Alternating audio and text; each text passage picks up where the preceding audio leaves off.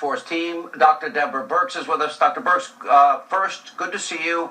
I know you've been working hard, probably not sleeping a lot, so we really appreciate you being with us. Thank you. Happy to be here. I want to get into this issue of hydroxychloroquine and a very specific issue about off-label use, compassionate use. We talk about right to try. And I want to read you something, and if I may, this is from somebody I think who knows a lot about it. He's a board-certified rheumatologist, Cedars-Sinai. He inherited the largest practice in the U.S. His name is Daniel Wallace, and I know he wrote the FDA.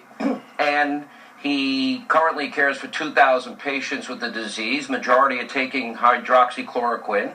He's authored over 400 peer-reviewed papers, written Principal Lupus textbook, chairman of the Lupus Foundation of America, Rheumatology Research Foundation, and many other, backgrounds. And what he says is hydroxychloroquine is and I'll use his words, very safe drug. It has been given to tens of millions of individuals in the world since its approval 65 years ago, and as monotherapy has not been associated with any deaths in the recommended dose. In 42 years of practice, no patient of mine has ever been hospitalized. And he said the risk of taking 400 milligrams of hydroxychloroquine following a single 600 milligram leading dose for 30 to 60 days, he said the risk is nil, except if one has an allergic rash or an upset stomach. There are people on air telling the American people it's unsafe. Is that pretty definitive that it is safe? Well, certainly he would have a significant number of patients that could have been on Plaquenil for a long period of time, and so certainly his opinion is very important. How it's used in autoimmune disease is different than how it's used for malaria prophylaxis. So his insights are very important. I think we do a lot of drug use off-label. Physicians do all the time, and I think that's why the president made it very clear that this is up to the physician and the patient, and what the president has worked really hard on is making sure that the medication is available in pharmacies and hospitals around the United States, so physicians have the ability to make that choice. At the same time, there are rigorous clinical trials going on, both by the WHO and NIH, to look at this drug and other drugs that are under development. Right, and Dr. Oz, who I really have a lot of respect for, he's interviewing this guy on his TV show tomorrow. He's interviewed this French researcher who's now had his second study with incredible results, this time 1,000 patients. And he says we're beyond saying it's anecdotal at this point, and we're beyond telling people it's not safe at this point, as backed up by what Dr. Wallace is saying. And I think that's why the administration has really worked to make this drug available to physicians around the United States, so that they can also look at that literature and decide whether to use this or not in an off-label use. And physicians have used off-label drugs for a very long time. At the same time, there are rigorous studies ongoing, clinical trials, that will look at this drug and other drugs in its ability to actually, in a clinical trial, have a strong impact on the disease. Listen, I think as our friend Dr. Oz says, we'd love clinical trials. We don't have time for clinical trials. The army that you have, not the army you wish you had.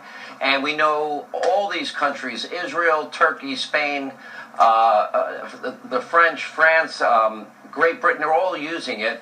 And I guess the question I'm looking for is, we've heard from patients all around the world. We had a representative in the Michigan area today say thank you to President Trump for off-label use, and her doctor. I agree with you about must be in consultation with your doctor.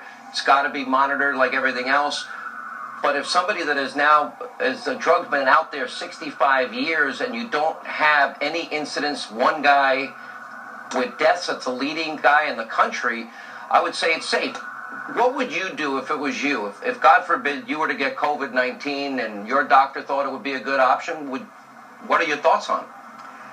Well, the doctor I was going to felt like it was an important option for me. I would certainly listen to him and his or her wisdom on what I should be taking. And I think that's how every patient looks at their doctor. And I think what has happened over the last month, the information has really gotten out to the American people and to physicians around the United States, and making them aware that this is an available option. At the same time, Gilead has made remdesivir available and a compassionate use option also. So I really want to applaud both the physicians who are working on hydroxychloroquine, and also the group from Gilead who are making drugs available in this time of great need. And we understand it's a time of great need.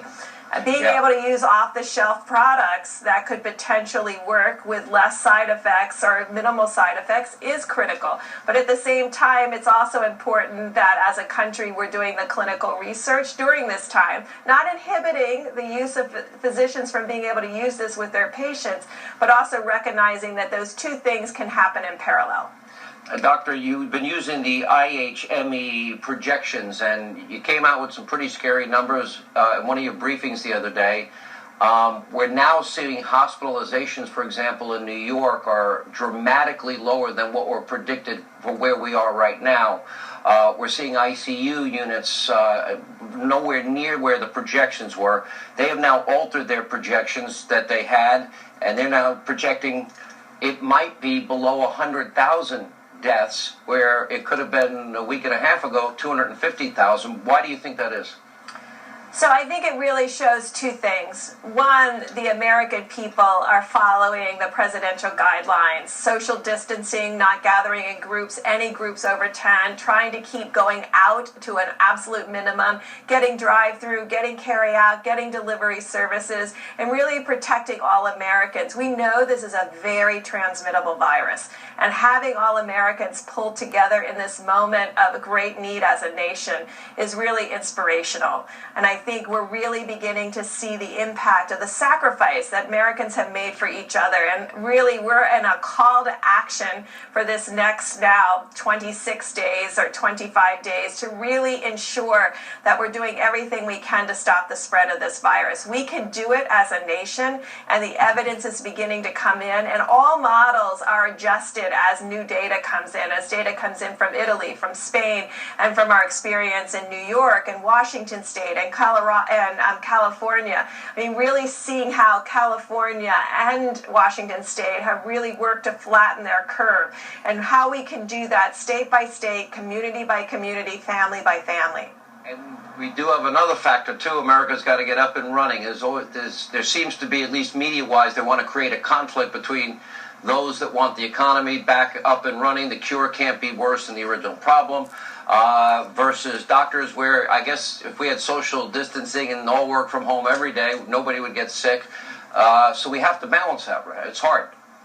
Well, I think what's really important and what makes this epidemic and what makes it a pandemic is when you outstrip your ability of hospitals to respond. And you can see that that's happening in New Jersey, it's happening in New York, it's happening in Louisiana, in Chicago, in Detroit. And we don't ever want to see that as Americans. So these pandemics that come on really high level, high transmission with a large number of people requiring hospitalizations, we need to ensure that our hospital system can cope with this. And I think that's what the president is focused on, is providing an opportunity where we can be in a different place because of the great work of the American people. And our hospitals and our hospital workers are not overrun with the seriously ill, because they're very devoted to taking care of them.